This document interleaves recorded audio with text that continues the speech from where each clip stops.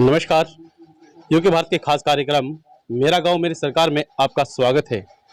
और जिस तरह से जो आज के समय में मुहिम चला रखी है यूके भारत ने, गांव-गांव जाकर प्रत्याशियों के भी इंटरव्यू ले रहा है और ग्राउंड जीरो पर भी जनता की राय जान रहा है। उसी को लेकर हम पहुंचे हैं नन्हेड़ा अनंतपुर ग्राम पंचायत के अंदर, जहां हमारे साथ पूर्व में प्रधान रहे और इस बार के प्रत्याशी भी है संदीप सैनी मौजूद है। उनसे बात करेंगे। जी, सबसे पहले आपका स्वागत है। धन्यवाद पटेल जी। संदीप जी, जानना चाहेंगे, जिस तरह से आप पूर्व में 5 साल अपने ग्राम प्रधान के यहाँ पर पद पर रहे हैं और अच्छे खासे विकास कार्य जो आपने कराए हैं, थोड़ा सबसे पहले तो आप जनता को वो बता दीजिए और इस बार के आपके मुद्दे रहेंगे, थोड़ा वो दर्शाइए। विकास कार्य तो बहुत हुए यहाँ, जो कभी विकास कार्य नहीं हुए थे वो भी इस बार इन 5 सालों में हुए, लेकिन 5 ना मिलके हमें 3 साल मिले, क्योंकि 2 साल हमारे कोरोना में गए। पहला मैं विकास कार्य यहाँ से ही लेता हूँ। पहले हम लोगों का जो एक हाई स्कूल बनवाया हम लोगों ने, जो हमारे यहाँ कभी नहीं हुआ करता था। उसके बाद आते हैं एक टंकी का भी, जो हमारा निर्माण चल रहा है उसका, टंकी का भी। और जो शमशान है, शमशान घाट, कब्रिस्तान, इनकी बाउंड्री का भी, और इनमें जो अंदर काफ़ी बड़े होते हैं, इनमें सीसी का कार्य भी हम लोगों ने ही पहल की, ये सब चीज़। उसके बाद एक बारात घर भी अड्डे पर बना, और बारात घर हमने ये सारे जितने पुराने बारात घर थे उनकी 4 दीवारी करके उन्हें भी पूरी तरह से सही किया। मतलब उसमें आरओ की भी सुविधा दी, उसमें लाइट की भी सुविधा दी, उसमें समरसेबल भी, उसमें शौचालय भी का निर्माण भी, 5-5, 6-6 का शौचालय का निर्माण भी कराया हमने।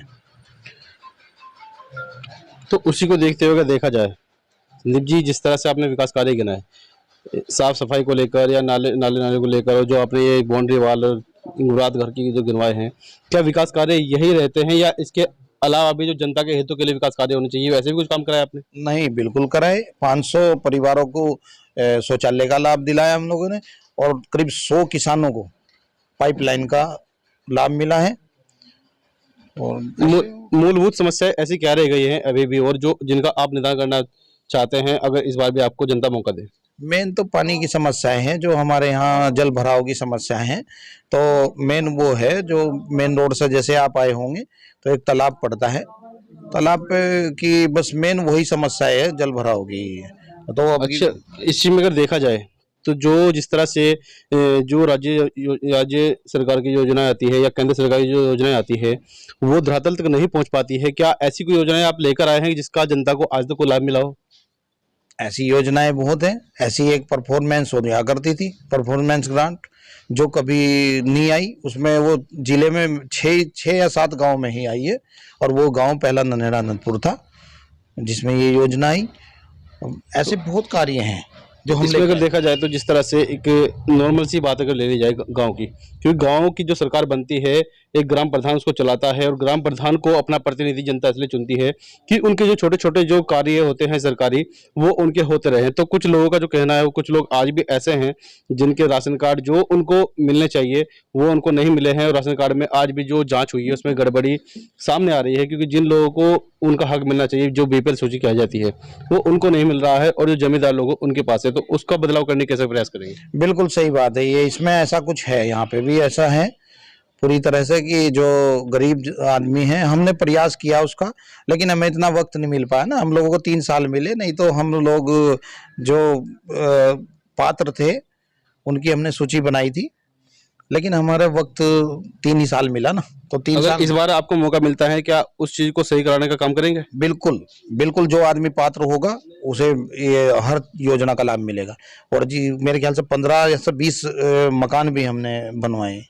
अच्छा, अगर योजनाओं की बात करें तो सबसे पहले अगर देखा जाए तो राशन कार्ड के बाद आता है एक पेंशन का मुद्दा उठता है। दिव्यांग लोगों की पेंशन या विधवा की या फिर दिव्यांग जो वृद्धा पेंशन होती है, उनको लेकर के बात की जाए। 17 महीने चुनाव लेट भी हुए हैं और ऐसे काफ़ी लोग इन 17 महीनों में भी हो गए होंगे जिनकी पेंशन बंधनी है, और कुछ पहले भी बकाया हैं, जो हमने बात की है कई और लोगों से भी जाकर, जिनकी आज तक पेंशन नहीं बंधी है। क्या कारण रहा?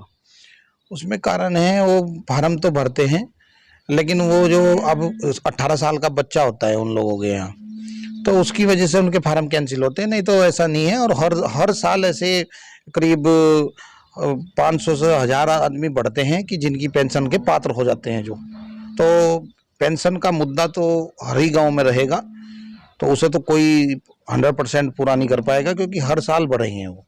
इसको पूरा करने का प्रयास करे एक प्रतिनिधि, तो शायद हो सकता है कि वो 100% तो ना हो, लेकिन 90% तो कम से कम हो जाए। हाँ, 80% तो हम लोगों के गाँव में है। तो उसको बढ़ाने का पूरा है प्रयास हम करेंगे। लोग, बिल्कुल बढ़ाने का। हम तो ये चाहेंगे कि पूरा 100% हम लोग इसमें पूरा सफल रहें। अच्छा, जिस तरह से आज चुनाव चिन्ह मिले हैं, तो आपका चुनाव चिन्ह क्या मिला है आपको, और जनता से क्या अपील करनी चाहेंगे आप? मेरा जो चुनाव चिन्ह है वो कार का निशान है, और मैं जनता से यही अपील करता हूँ हाथ जोड़ के कि अगर जो विकास कार्य रुके हुए हैं, क्योंकि जो हम लोग पहले हमने विकास कार्य किए, तो हम वहाँ से ही स्टार्ट करेंगे जहाँ से वो खत्म हुए थे। हमने अपना कार्य खत्म किया था। अगर नया जनप्रतिनिधि चुनते हैं तो वो तो स्टार्टिंग से करेगा, वो फिर उसका भी टाइम इसी तरह से चला जाएगा। तो मैं मुकाबला किससे मानते हैं आप गाँव में?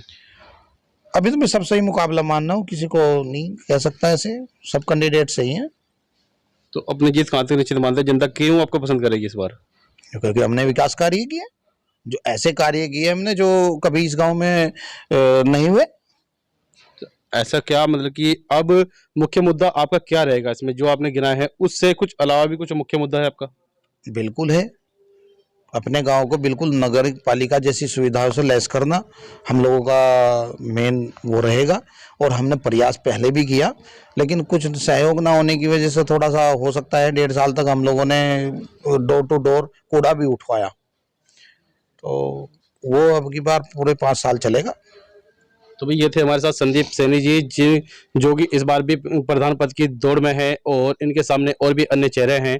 लेकिन देखना होगा कि जो उनके ग्राम पंचायत की जो जनता है, वो आने वाली 26 तारीख में किसको अपना मत देकर, और 28 तारीख में किसके सिर पर ताज पहनकर आता है, वो 28 तारीख तय करेगी। लेकिन जिस तरह से फिलहाल का बात किया जाए, तो संदीप सैनी फिलहाल भी मैदान में है और एक अच्छी पकड़ यहाँ पर रखते हैं, क्योंकि इनके जो विकास कार्य इन्होंने गिनाए हैं, हालांकि वो इन्होंने कराए भी हैं, कुछ हो सकता है कि ना हो पाए हों समय रहते, लेकिन देखना होगा कि आने वाले 28 तारीख नहरा अनंतपुर में किसके सिर पर ताज रखा जाता है और कौन इस गांव की सरकार को चलाता है।